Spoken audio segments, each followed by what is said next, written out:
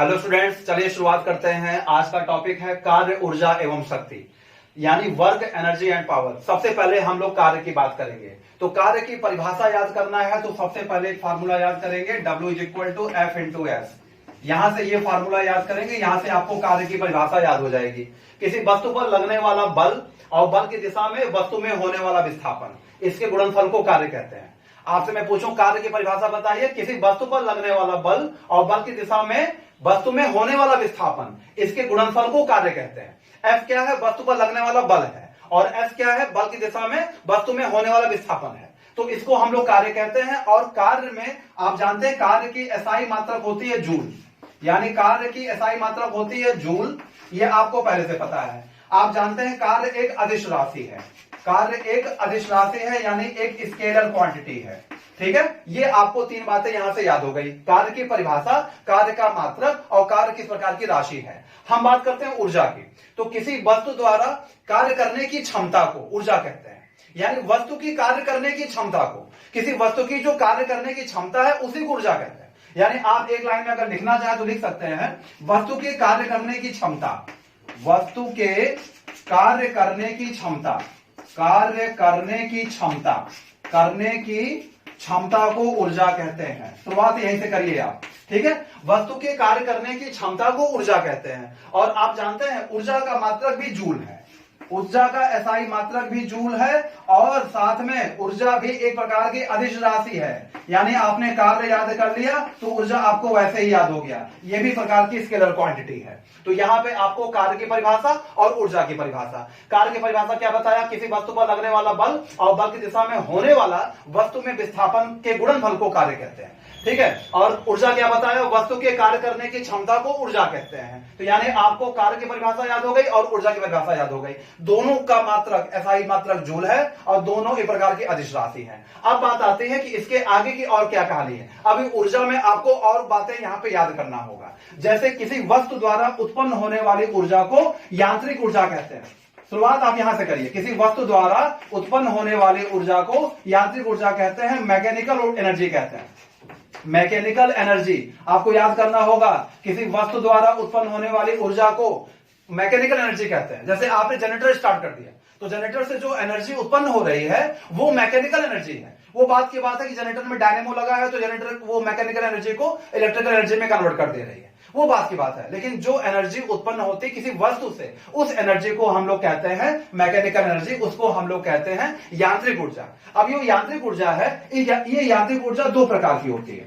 पहली तो होती है गतिज ऊर्जा, जिसको हम लोग बोलते हैं इंग्लिश में इसे कहते हैं काइनेटिक एनर्जी।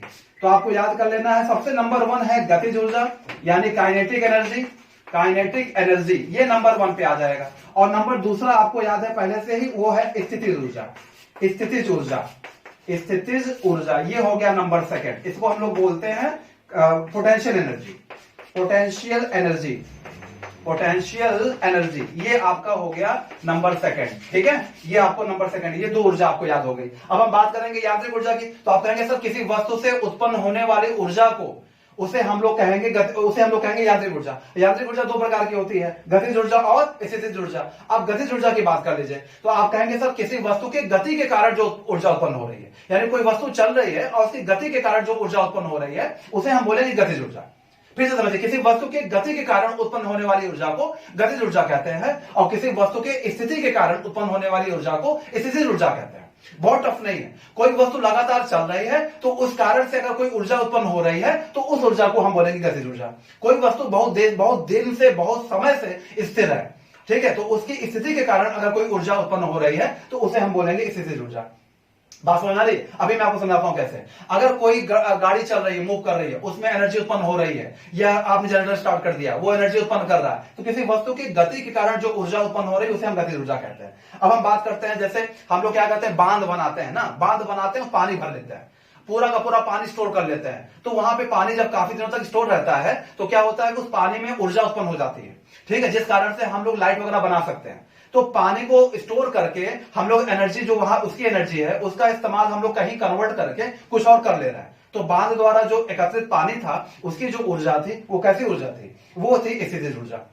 हम लोग जो पुरानी घड़ियां होती थी उसमें लोग चाबी भरते थे, आज भी कई घरों में है वो घड़ियां, तो वो चाबी भरते थे लोग उसमें, जो रिस्ट वॉच होती थी उसको हम लोग उसमें चाबी भरते थे। तो जो चाबी भरते थे तो चाबी के कारण जो ऊर्जा वहां पे बन जाती थी, है ना, चाबी हमने भर दिया, वो घड़ी वहां पे वो स्थित हो गया, उसके बाद जो ऊर्जा वहां पे स्टोर रहती थी वो ऊर्जा हमारी कौन सी ऊर्जा है, स्थितिज ऊर्जा। ठीक है, स्प्रिंग में जो ऊर्जा संचित है, आपने स्प्रिंग को तान के छोड़ दिया, अब वहां पे जो ऊर्जा संचित है वो ऊर्जा भी आपकी यही होगी। तो ये 3 एग्जांपल याद रखिएगा, ज्यादा पूछा जाता है। पानी को बांध बना के पूछेगा तो आप यहां टिक करिएगा। अगर आपसे पूछ लिया कि चाबी में जो ऊर्जा स्थित है तो आप यहां टिक करिएगा। और इसके अलावा आपको टिक करना है जो मैंने आपको बताया तीसरा वाला ऑप्शन, क्या बताया, वो जो स्प्रिंग द्वारा जो ऊर्जा उत्पन्न होती है वो आपकी होती है तीसरी वाली, यानी स्थितिज ऊर्जा। स्प्रिंग कह सकते हैं, कमानी कह सकते हैं, गाड़ियों में कमानी लगा होता है ना, कमानी, कमानी मतलब स्प्रिंग, शॉकर लगे होते हैं, शॉकर, शॉकर में जो एनर्जी स्टोर है वो एनर्जी कौन सी होती है, स्थितिज ऊर्जा। तो यानी आप इस तरीके से इनके एग्जांपल भी याद हो गए, आपको कार्य की परिभाषा याद हो गई, ऊर्जा की परिभाषा याद हो गई, इन दोनों का एसआई मात्रक याद हो गया और इन दोनों की राशियां याद हो गई। ये कौन सी राशि हैं, तो ये अदिश राशियां हैं। आपको याद हो गया यांत्रिक ऊर्जा, इसके अलावा इसके 2 प्रकार याद हो गए। तो गतिज ऊर्जा और स्थितिज ऊर्जा का फार्मूला याद कर लीजिए। गतिज ऊर्जा को हम लोग बोलते हैं, इसका फार्मूला याद करेंगे तो आप याद कर लीजिए के होता है half M V square, half M V square, ये फार्मूला याद कर लेंगे, गतिज ऊर्जा का फार्मूला है। के ई मतलब काइनेटिक एनर्जी, एम मतलब होता है मास, वी मतलब होता है जो उसमें वेलोसिटी है, जो उसमें गति है, उसको हम लोग वी से निरूपित करते हैं। गतिज ऊर्जा का ये फार्मूला याद कर लीजिए और स्थितिज ऊर्जा यानी पोटेंशियल एनर्जी का ये फार्मूला याद कर लीजिए, पीई बराबर एम जी एच, पीई बराबर mgh, इसको जो है हम बॉक्स में कर लेते हैं। ये फार्मूला हो गया किसका, ये फार्मूला हो गया स्थितिज ऊर्जा का, यानी पीई बराबर mgh। m क्या है, मास है, g क्या है, गुरुत्वीय त्वरण है, और h क्या है, हाइट है, ऊंचाई है। तो इस तरीके से गतिज ऊर्जा का फार्मूला याद हो गया, स्थितिज ऊर्जा का फार्मूला याद हो गया। अब ऊर्जा पढ़ रहा है तो ऊर्जा में एक सबसे कॉमन थियरी पढ़ लीजिए, सबसे जो ज्यादा पूछी जाती है, ऊर्जा संरक्षण का नियम। यानी अगर मैं आपसे कहूं तो आप यहां से शुरुआत करेंगे, ये ऊर्जा संरक्षण का नियम क्या होता है, इसको भी यहां पे आप पढ़ लीजिए, ऊर्जा संरक्षण का नियम।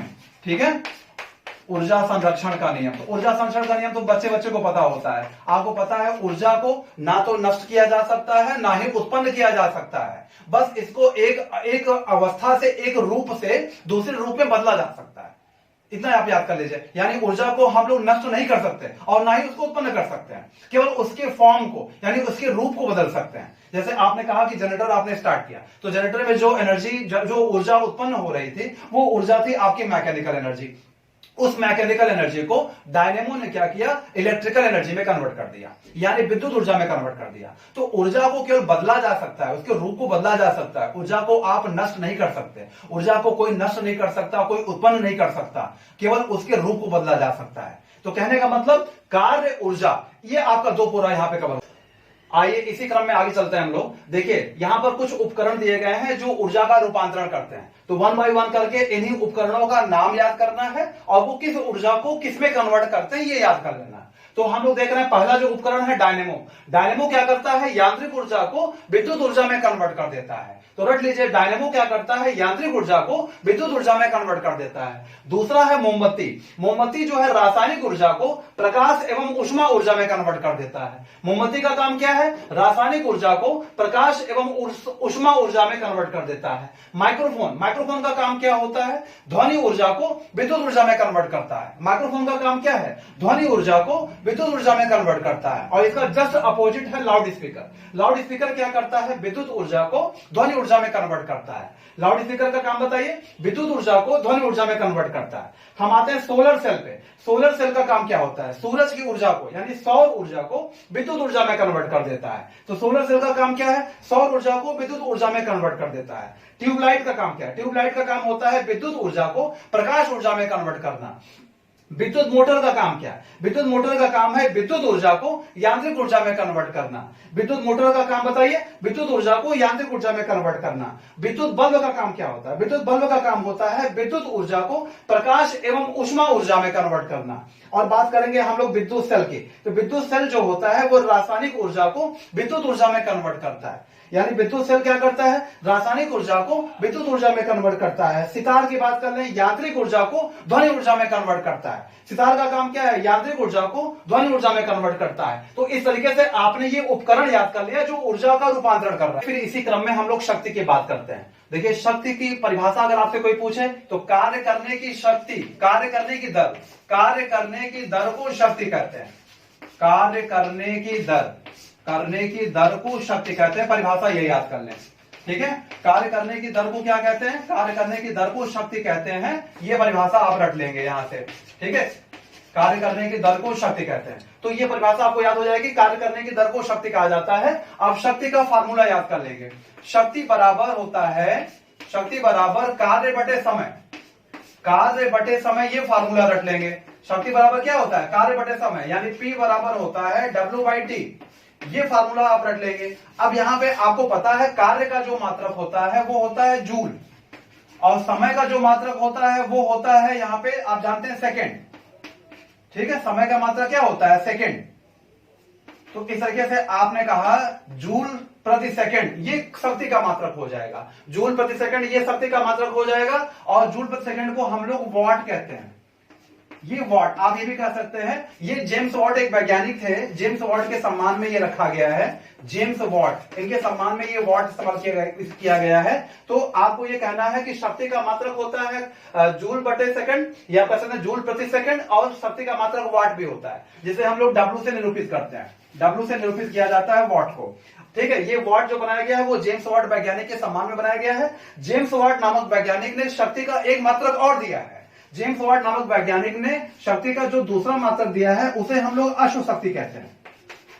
अश्वशक्ति कहते हैं, अश्वशक्ति, यानी शक्ति का मात्रक ये भी है, शक्ति का मात्रक वाट भी है, शक्ति का मात्रक अश्वशक्ति भी है। अब एक अश्वशक्ति बराबर जो होता है वो 746 वॉट होता है।